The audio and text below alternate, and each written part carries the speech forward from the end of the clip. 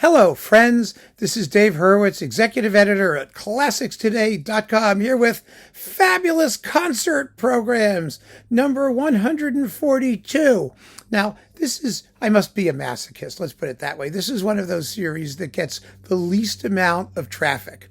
And I'm not quite sure why, because I think it introduces all kinds of interesting repertoire in convenient play-it-yourself-at-home programs. You'll never hear them live, but whatever. I think it's fun. And I know that the people who do follow this and enjoy it are extremely loyal. And if you haven't sampled it yet, we have 142 fictitious concert programs. Actually, some of them would be wonderful. We've done symphony cycles by all kinds of interesting composers and people who you really ought to get to know. But I've designed these so that you can hear their music in a convivial environment. So you can create programs for yourself that mix the familiar with the unfamiliar and enjoy your record collection that way. Well, sometimes it works, sometimes it doesn't, I guess. But we're working right now through the George Lloyd symphonies, which you really need to hear because they are gorgeous and beautiful. And they ought to be popular and repertory staples. There's no reason why they wouldn't bring the house down in real life. But every so often, something just popped into my head. My head pops a lot. It's popping, it snaps and crackles and pops. And anyway, I was just thinking, I had this vision of, I wanted to do a program that used Stravinsky's Pulcinella, the complete ballet.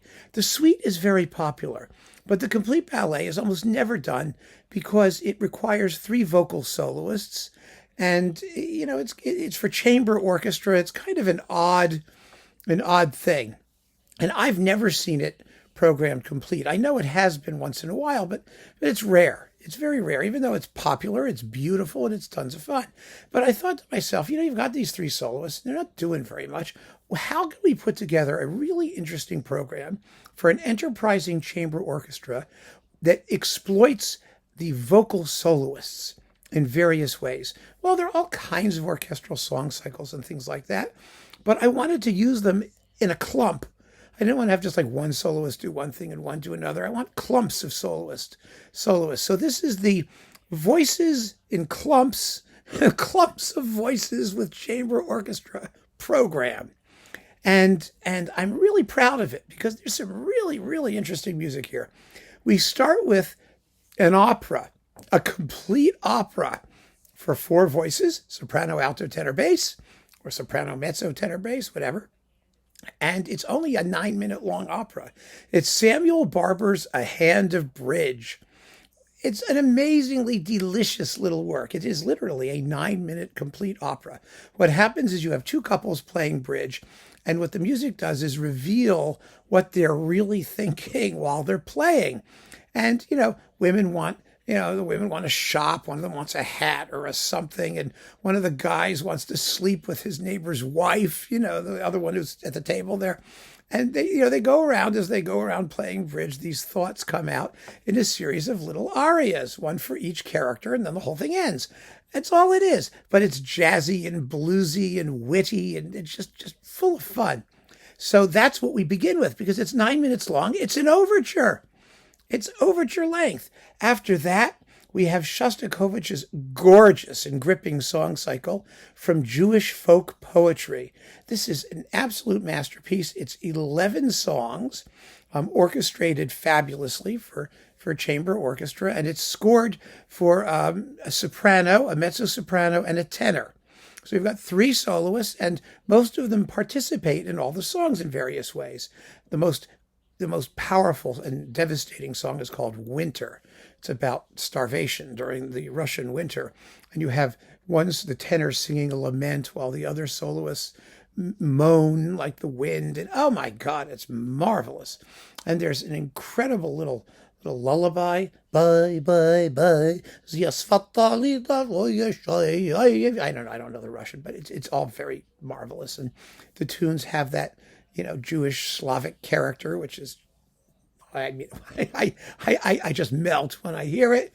And that's your first half, because from Jewish folk poetry is about 25 minutes long. A Hand of Bridge is about 10 minutes long.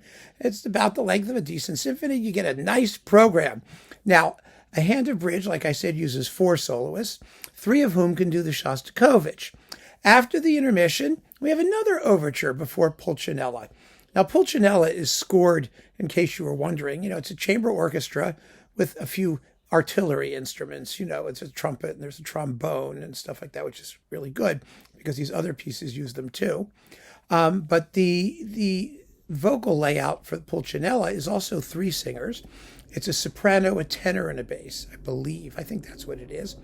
And I wanted to have something else in there. So the soprano is going to get a lot of work in these various pieces. And I thought, let's have 2 sopranos, depending on, how to characterize the various roles. Maybe one in the Shostakovich, one in the Barber, one for Stravinsky. And we begin the second half with Stephen Sondheim, the Overture and Night Waltz from A Little Night Music, which is a 4-minute overture. It's like Mozart's Marriage of Figaro. It's a beautiful little overture, and it's wonderfully tuneful. It begins with the vocal quintet, 2 sopranos, a mezzo, a tenor, and a bass or baritone or whatever.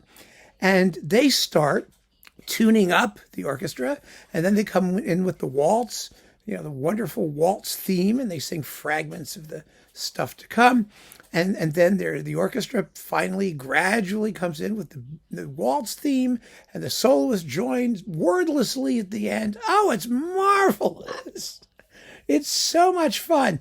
And it makes a perfect little curtain opener to Stravinsky's Pulcinella, 2 theatrical works that are full of wit and point and sophistication. Just delicious, absolutely delicious. And that's the program. So you have 5 singers, 2 sopranos, an alto, a tenor, and a bass. This program gives all of them lots to do. They get to show off and strut their stuff. They get a good workout, but it's designed so it doesn't exhaust any of them. And it just makes a marvelous program. If you have a good chamber orchestra and maybe a conservatory with an opera program, that has a bunch of singers and they need stuff that they need to do in concert, why not do something like this? It would be just terrific. And you can experience it in the comfort and convenience of your own listening room, where I hope you'll love it as much as I did, because I played through this a few times myself. And oh my, it works wonderfully. It's just a delicious evening of song in multiple languages and no language at all. Just incredible fun. So keep on listening, friends. Thanks for joining me, and take care.